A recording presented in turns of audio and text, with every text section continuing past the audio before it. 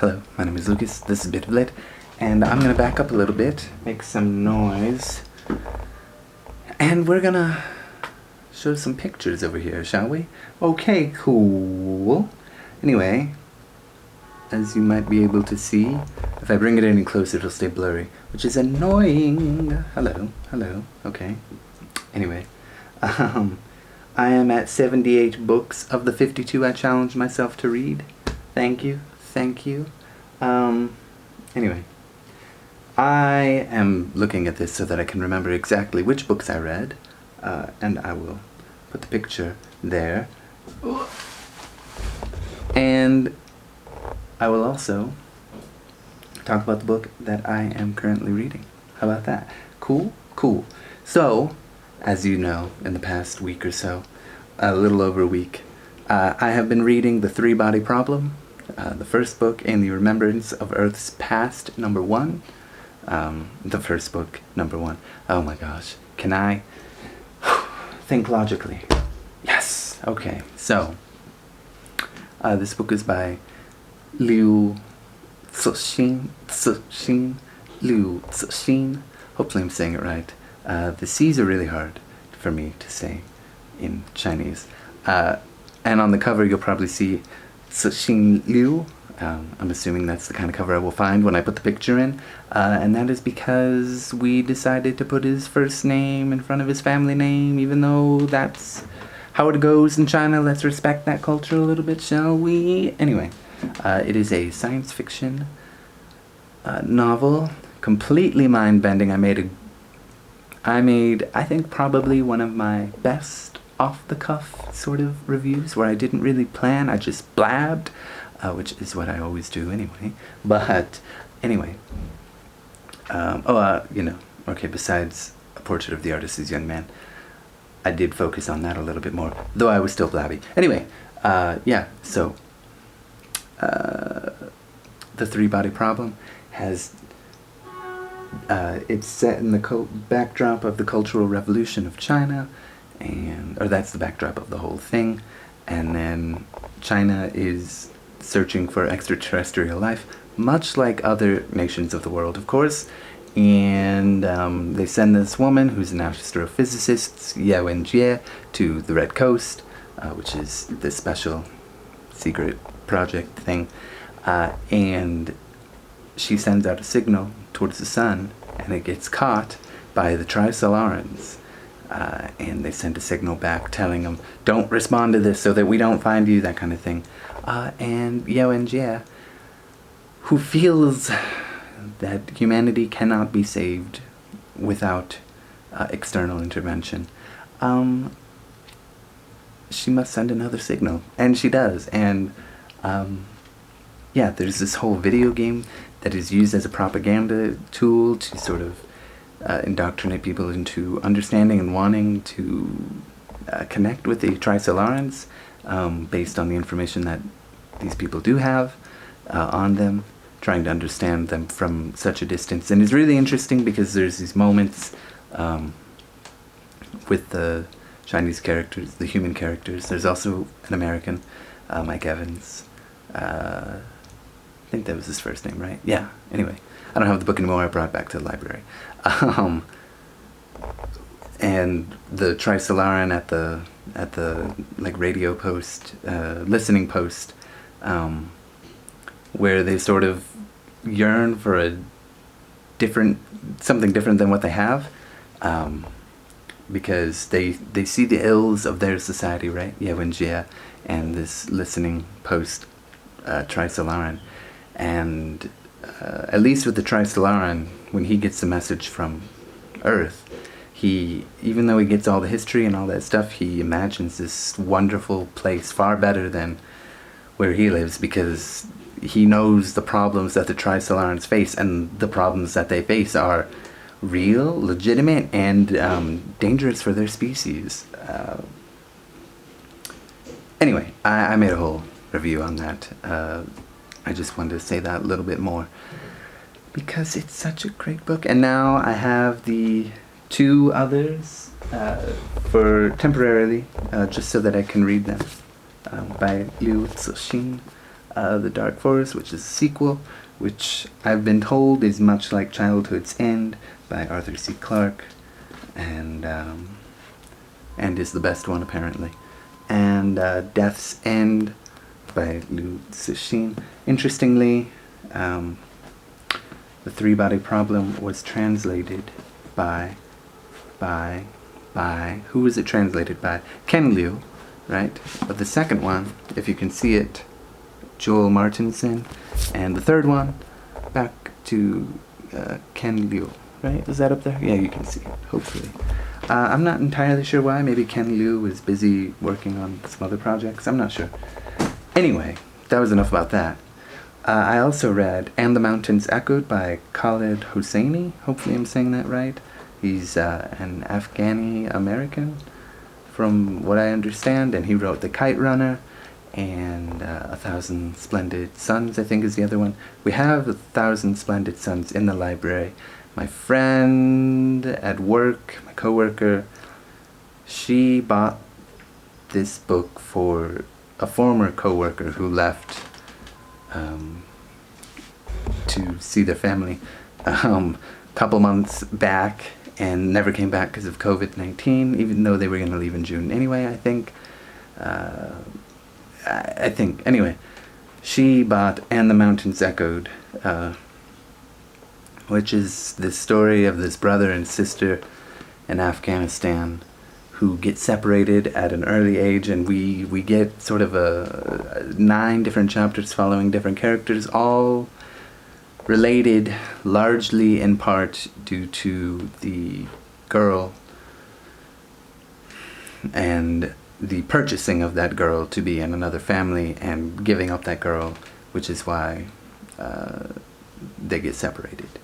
And it is, you expect the whole time that, okay, the first chapter is sort of setting up everything when the father and the son and daughter are going to, I think they're going to Kabul, right? Yeah. Hopefully I'm saying that right, I don't know. They're going to Kabul, and the son wants his father to tell a story, and the father says, okay, but you're not allowed to cry. And he tells this story about this father who has 5 children. His favorite is the youngest son, and this, what was it called? This mythological creature, I think, the Diz, D-I-Z. He came into town and sort of marked their house, and he either would give up one child and be forced to make that choice of which child do I give up, or by inaction allowing all his children to be taken, and he kind of does it at random by writing their names on something and then I think pulling from a hat, if I remember correctly. And he pulls, of course, his favorite son, and he's devastated by that, and he goes to search for his son and get him back. And the Diz is quite impressed because the father in the story, right, because this is a framing device, it's a story within the story. So the father in the story within the story has come to kill the Diz, and the Diz respects that. But then the Diz shows him the life that the child now leads, and it's much better, and he's going to do all sorts of great things for him, so he'll have a good life. And then he gives the father a choice to either take him back with no guarantee, because he's already starving and struggling in his own way, and it's another mouth to feed, and it's already hard for your family with one less mouth. If you add that mouth back, you have him and can love him, but his life will not be what I'm going to provide for him. And there's all kinds of other children too there that the Diz has taken. Yeah, and so this is his second test, actually. The first test, of course, was earlier before he took the child. And so the father leaves his son and drinks something that the Diz gives him, and he forgets about his child, but there's still this lingering sort of uneasiness and pain in him. And yeah, that is the backdrop backdrop to all this. Thematically speaking, that is what all this is about, and it is really good, I think. Quite tragic. There's that. So anyway, last but not least, the book that I read was Pride and Prejudice by Jane Austen. I meant to finish this a couple days ago, and I finished it late last night because I have been a little bit lazy when I get home from work about reading, because again, I'm trying to win in my challenge. But you know, just enjoying literature is the point. But I am also very competitive, so... and I read fast already, but this guy has such a monumental lead that it does cause me some stress. Anyway. Yeah, Pride and Prejudice. I don't think I really need to say anything about that book. Jane Austen is the queen of literature, okay? That's the most important thing. Mr. Darcy and Elizabeth Bennett. I love the rows that they have. When they butt heads with each other, it's just good fun. The improper behaviors and the insults and all this stuff. I love the dastardly, evil Mr. Wickham, and how he, you know, his whole thing with Lydia when they get married, and the scandal that causes Mr. Bingley and Jane, and, you know, the scandal that causes within all the other characters who see it as sort of improper or, like, just aren't... How can you not love Pride and Prejudice? The only issue I have is that, like, sometimes, you know, some of the sentences can just be a little long and wordy, I guess. But even then, that adds to the fun, but at times, yeah, I don't know. Sometimes it's a little bit frustrating to read, because, like, wait, what is going on? So I'd read a sentence again. And then I understood it. I've read this a couple times, so it wasn't really that big a deal. But, yeah, very high and mighty and proper and all that stuff. Really amazing book. Just a little bit difficult to read at times because I like the style, but sometimes it's just like, I get it, you know. Other than that, it's fine. As for what I'm reading currently, I'm actually, before I read The Dark Forest and Death's End, which are not quizzes in the system that we use to count how many words we've read, which I can add a quiz, but the system's being difficult, and I had to make a quiz, which I've added multiple times to the three-body problem for the three-body problem, and it's just been an issue. But I don't know, have to contact the people.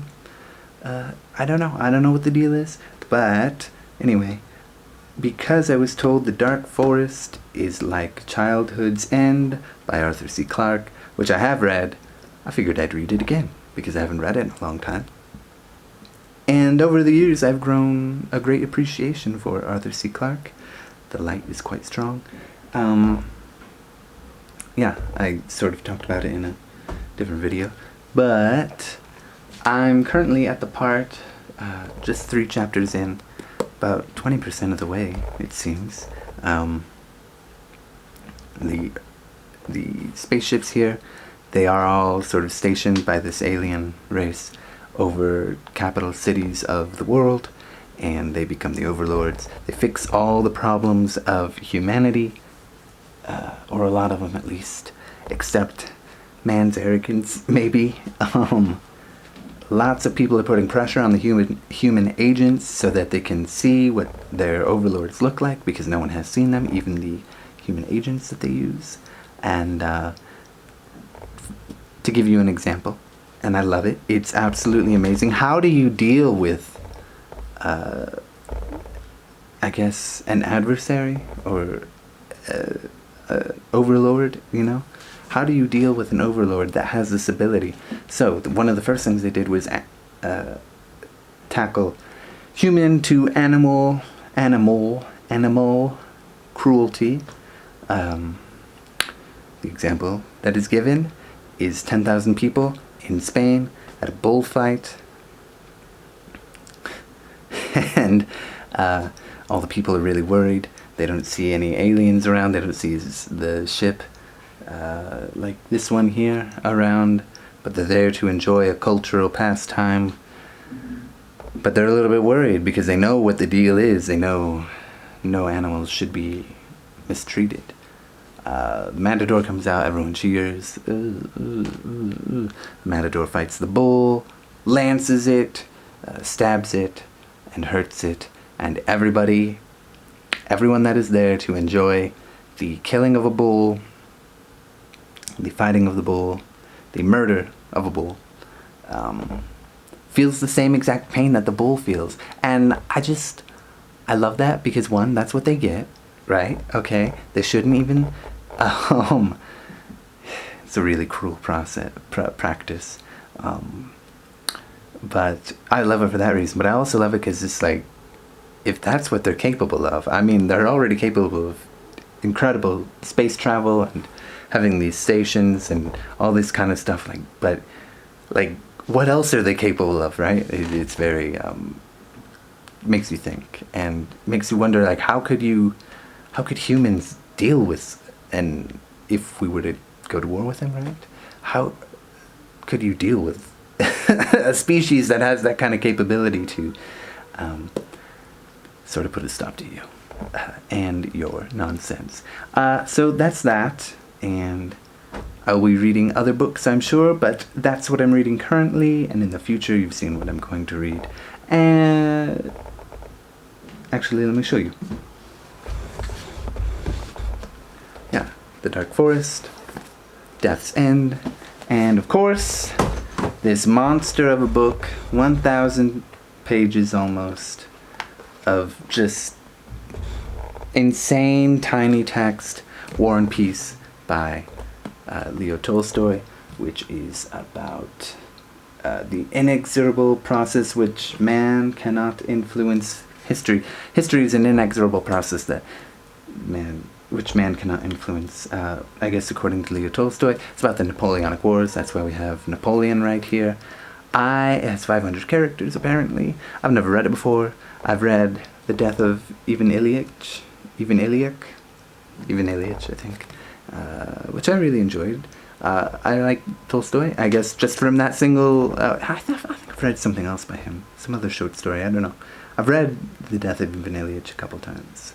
Anyway, that's what I've been reading. Thank you. Goodbye. How do I turn this off? Oh God, what is going on? What is